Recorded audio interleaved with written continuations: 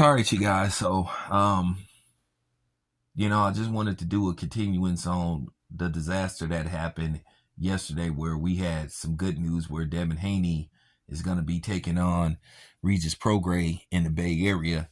On the flip side, we had basically the bad news that Frank Martin versus Shakur Stevenson was off due to the fact that it appears that Frank Martin's team and him backed out of the fight after agreeing to basically everything but a purse bid, agreeing to work out a deal without going to a purse bid. Now, keep in mind, had they went to a purse bid, there was a chance that he wasn't even going to make what he was going to make fighting Shakur Stevenson.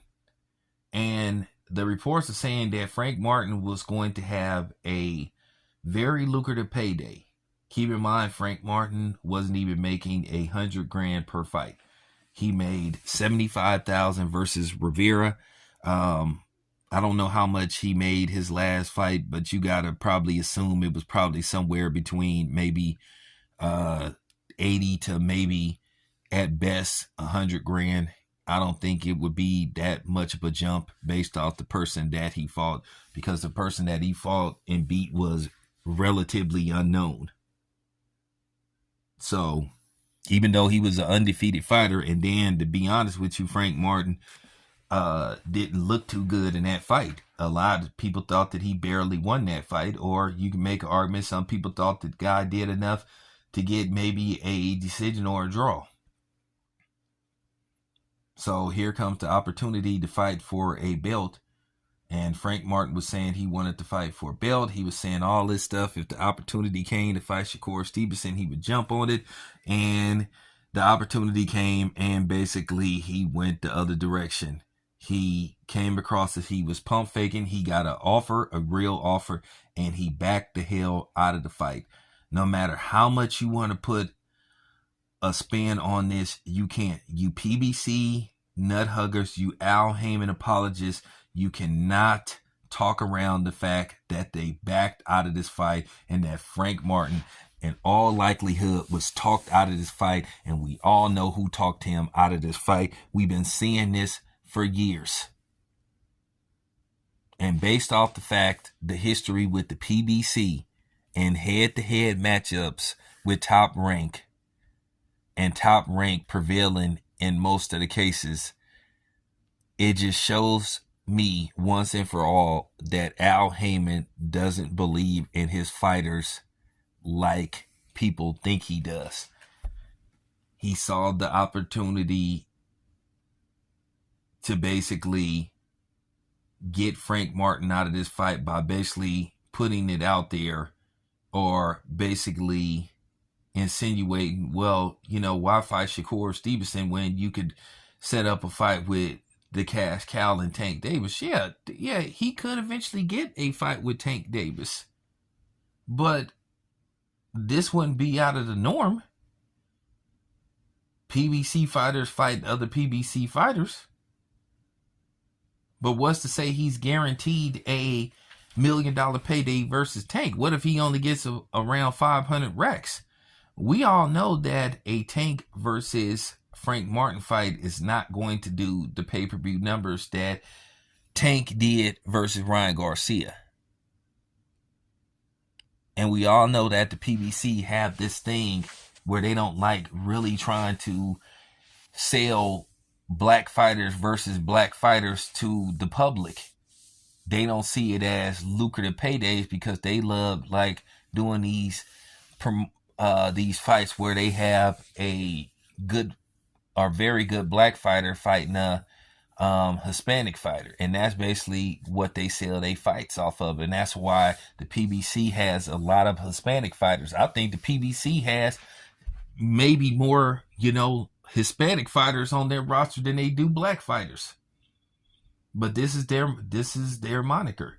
This is their motto. Whether they want to flat out say it, this is what you've been seeing for years. From Danny Garcia turning down $3 million to fight Terrence Crawford, talking about call Al Heyman. And this is why a lot of people have issue and take issue with Al Heyman. We all believe that Al Heyman interfered with this fight happening. And yes, he could go in there and get decent money. Frank Martin versus Tank Davis. But the fact is, we don't want to hear this stuff about them saying the best should be fighting the best or they want the best guys available, because obviously not. So basically, you're going to go into a fight with Tank, and all likely you'll be an underdog, and Tank may stop you. And like I said, this also means for Tank, if a Frank Martin fight is on the horizon, well, they're going to make sure that Tank doesn't fight the toughest fights out there. And I'm not knocking Tank, but based off the fact that they feel like, well, they want to try to get some decent pay-per-view sales, or at least try to capitalize and make as much money as they can off this particular fight. We all know that Frank Martin versus Tank is not going to do what Ryan Garcia versus Tank did. And we all know why that is, because Ryan Garcia has a huge following, and then not to mention the fact that he is a Mexican fighter. I mean, it's obvious. We don't have to play these games. We know what it is, and we know what time it is with the PBC. This is just further proof that the PBC don't have the confidence in their fighters versus fighters outside of the PBC. It was proven for years with hesitation to make Spence versus Crawford, and now you see Frank Martin less than a week after agreeing, less than 5 days after agreeing to fight Shakur Stevenson, backs out of the fight. And we just have to keep it real. I mean, we have to keep it real. We know some people on here, and a lot of people on here don't like to keep it real. And we know people going to put out videos somehow, some way, trying to justify this bull. And it's expected, because at the end of the day, these dudes are fanboys, and they're not what you call real journalists. Where me, I'm doing my due diligence. And it's lame what they did. At the end of the day, it's just a bad look for Frank Martin. It just comes across as what many people believe it is. It's just a flat out duck. He flat out ducked Shakur Stevenson. If all these claims and, you know, all these claims and basically all these reports against them are true, and it looks like they're true. We haven't heard any response from Team Martin or Team Man Down, or, you know, people attached to the PBC. Top Rank Todd DeBuff basically issued a statement, and he basically regurgitating what I'm saying, that the PBC don't believe in their fighters like they pretend to. And you've been hearing for years about them trying to do these cross-promotional fights.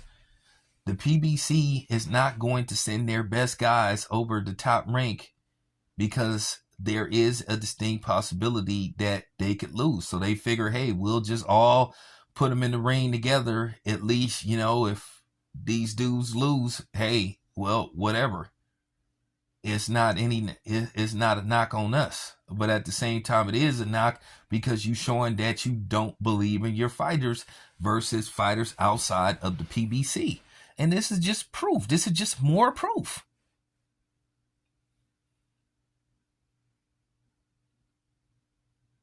I know Al Heyman called Frank Martin and said, hey, just back out of the fight. Just stay off of social media for a while until this dies down. And just don't speak to anybody about this. I'm telling you, that's in all likelihood what happened. I guarantee you he called everybody involved, from Errol Spence to Frank Martin, say, y'all stay off social media. Don't discuss this. Just let it die down. Yeah, people are going to be pissed. People going to call us out. But at the end of the day, it'll die down to the point to where if there's an actual fight, we can put it together. And then by the time the fight rolls around and people eventually start asking us about it, we could say, well, just we could come with the short answer. Well, y'all just don't know what happened, and or I'm not gonna talk about that. We moved on from it. I'm already telling y'all and giving y'all a glimpse of the future. This is what they're gonna do. I'm just giving y'all some game. So there you have it. But at the end of the day, it's shameful what God did. They played Shakur Stevenson and they did the dude dirty. And I don't want to hear about this stuff with Shakur Stevenson and Devin Haney and about 25%. Don't bring that stuff on my channel, because at the end of the day, unlike Devin Haney versus Shakur Stevenson in a potential undisputed matchup, well, there was never a deal set in stone. There was never a deal agreed upon. They was just basically jawing at each other back and forth on the internet. But this was a fight where it was announced that they had came to an agreement. And then one guy and his team, they back out of the fight. It's just a bad look on Frank Martin. So don't come on here with that bull. Go take that somewhere else. Go take that to those PBC nut hugging channels, those pro Al Heyman, pro PBC channels. You know whose channels you go to listen to that BS. You still can't justify Frank Martin basically backing out of a fight and waiting to see what's going to go on with Tank Davis. He should have kept his mouth shut. He shouldn't have been talking all that junk. Talk about he want to smoke with everybody. Well, like I said, when the smoke came his way, he went and got a fan and tried to blow it away. He didn't really want the smoke. He wasn't trying to inhale it. He ran from it. He got a fan and tried to blow the smoke out the window or blow it back in the direction it came. So let's just stop the cap. We know what happened. This is facts. It's a bad look for Frank Martin, PBC, Al Heyman, Errol Spence, everybody involved with Team Martin.